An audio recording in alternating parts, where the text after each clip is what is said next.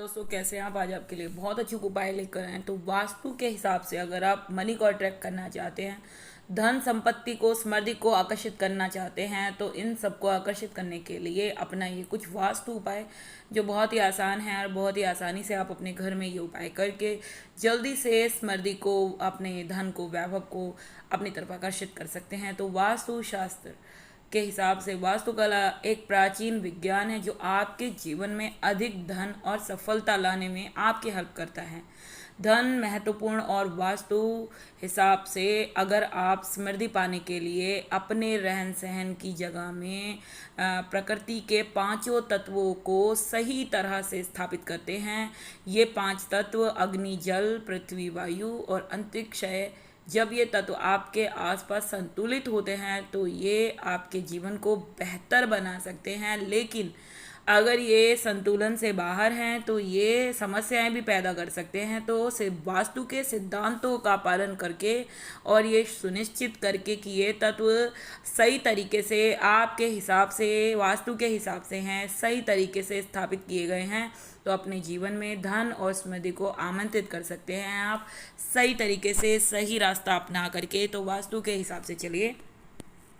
वास्तु शास्त्र के सरल सिद्धांतों का पालन करके लोग अपनी जीवन शैली, वित्तीय स्थिरता और अपने सही तरीके से रहन सहन और सफलता में सकारात्मक सुधार कर सकते हैं। तो आइए जानते हैं इन उपायों के बारे में जो आपके जीवन में वास्तु का जो है पालन करके आपके जीवन में हर तरह का सुख, सौभाग्य, समृद्धि और धन लेकर आते हैं। तो धन में प्रभाव बढ़ाने के लिए आपको कुछ विशेष उपाय करने होंगे। इसके लिए वास्तु का ज्ञान होना बहुत ज़्यादा आपके लिए ज़रूरी है। किसी भी विशेष स्थान की ऊर्जा उस स्थान के उद्देश्य के साथ तालमेल में हो।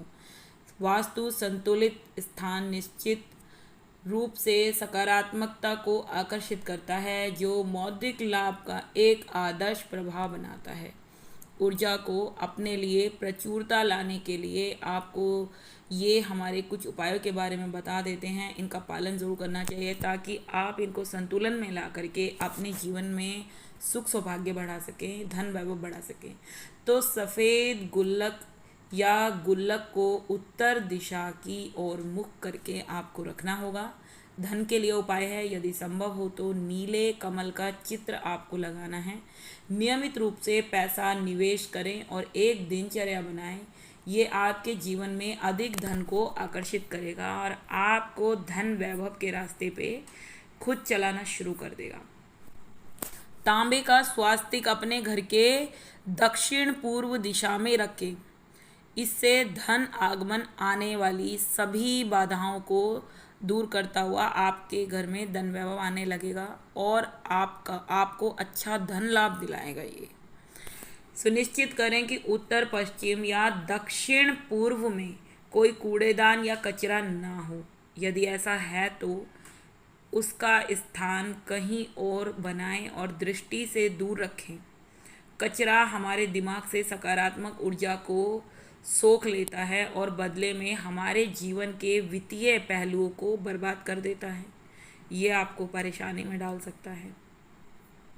नीले रंग की शेड्स आंखों के लिए सुखदायी होती है, लेकिन दक्षिण पूर्व दिशा में नीला रंग आर्थिक नुकसान का कारण बना देता है। यदि दक्षिण पूर्व दिशा में किसी भी रूप में नीला रंग है तो चाहे वो दीवार का पेंट हो, वॉलपेपर पेंटिंग या किसी भी तरह की कलाकृति हो, और आपको आर्थिक तंगी की चिंता होने लगती है, तो जल्द से जल्द उस रंग को उस दिशा के अनुकूल रंग से बदल दें। सभी महत्वपूर्ण दस्तावेज यानी कि डॉक्यूमेंट, जो आपके जितने भी जो भी आपके ज़रूरी डॉक्यूमेंट है, कीमती नकदी है और आभूषण है, तो घर के पश्चिम भाग में रखने की आपको जो है मैं सलाह देती हूँ। एक तिजोरी या कैबिनेट जहाँ महत्वपूर्ण दस्तावेज और गहने रखे जाते हैं, तो सफ़ेद या पीले रंग का होना ज़रूर होना चाहिए। पीले रंग का होना आपके लिए बहुत लाभदायक होता है। सभी वित्तीय दस्तावेज, नकदी या मौद्रिक वस्तुएं दक्षिण पश्चिम दिशा से हटा दें। इस दिशा में सामान रखने से आर्थिक नुकसान हो जाता है, आपको प्रॉब्लम में डाल सकता है।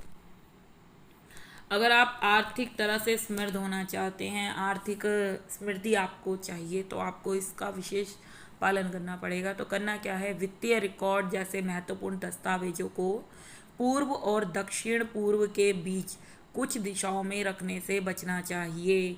वास्तुशास्त्र में अक्सर ये बताया जाता है कि एक सरल, व्यवस्थित और साफ सुथरा घर सकारात्मक ऊर्जा के जो है सकारात्मक ऊर्जा के मुक्त प्रभाव को सुनिश्चित करता है। तो घर में प्रवाहित होने वाली ऊर्जा इस बात के लिए जिम्मेदार है कि आप अपने रिश्तों, अपने स्वास्थ्य और अपने पैसे का प्रबंधन कैसे करते हैं, मतलब कैसे उनको स्थगित करते हैं, कैसे उनको मेंटेन करते हैं। इसलिए सुनिश्चित करें कि ना केवल केंद्रीय कक्ष बल्कि आपका पारिवारिक कक्ष यानी कि बेडरूम, रसोई, बालकनी, छत, खिड़कियां और प्रवेश द्वार, अतिरिक्त कमरे और रसोई भी साफ और व्यवस्थित होनी चाहिए।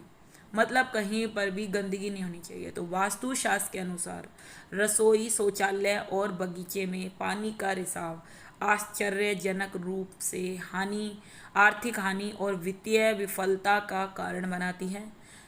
विशेष रूप से जब बारिश होती है तो ये याद रखना बहुत ज़रूरी है कि छतें, दीवारें या बंद पाइपों से पानी के रिसाव को तुरंत ठीक किया जाए, क्योंकि इससे बड़े बड़े पैमाने पर आपको झटके लग सकते हैं जो आपके लिए ठीक नहीं होगा और जो धन के वैभव को, धन के रास्ते को रोक सकता है। इसलिए ज़रूर ये उपाय करें दोस्तों। तो वीडियो कैसी लगी ज़रूर बताना, चैनल को लाइक शेयर सब्सक्राइब करना दोस्तों। धन्यवाद दोस्तों।